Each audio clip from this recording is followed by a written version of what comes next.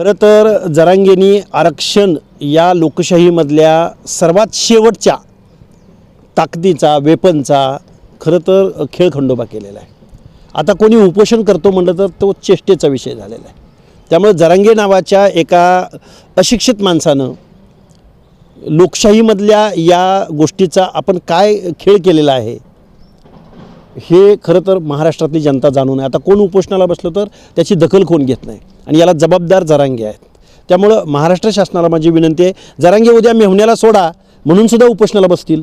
जरांगे उद्या जे काही त्यांची टोळी हद्दपार झालेली आहे, हद्दपारी, त्या सगळ्या लोकांना सोडा म्हणून उद्या उपोषणाला बसतील। जरांगेला मराठा समाजाच्या आरक्षणाचं काही देणं घेणं नाही। त्याला या आरक्षणामधली एक ABCD सुद्धा कळत नाही। मुळात 10% जे मुख्यमंत्र्यांनी पाठीमागच्या मुख्यमंत्र्यांनी एकनाथ शिंदे साहेबांनी जे रिझर्वेशन दिलेलं होतं तेही मराठा समाजाच्या तरुणांना घेता येत नाही।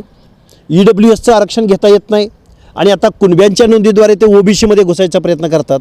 आणि काल परवा तर त्यांचं असं स्टेटमेंट होतं की आम्हाला SCBC पण द्या, आम्हाला OBC पण द्या आणि आम्हाला EWS पण द्या। जरांगे आरक्षण हे एकच मिळतं, कुठलं तरी एकच मिळतं। आपली कायदा आणि आपलं संविधान एका नागरिकाला एकच रिझर्वेशन अलाव करतं।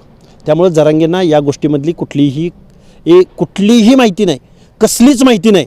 त्यामुळे माझी विनंती अशी आहे की कायदेशीररित्या जे काही 10% रिझर्वेशन दिलं आहे त्याच्यावरती शासनानं काम करावं। पण शिंदे समितीला मुदतवाढ देऊन नक्की काय साधू पाहतं आहे शासन? का जरांगेंना टाईमपास म्हणून शिंदे समितीला मुदतवाढ दिलेली आहे याचा विचार खरं तर शासनानंच यावरती पुढे येऊन सांगायला पाहिजे।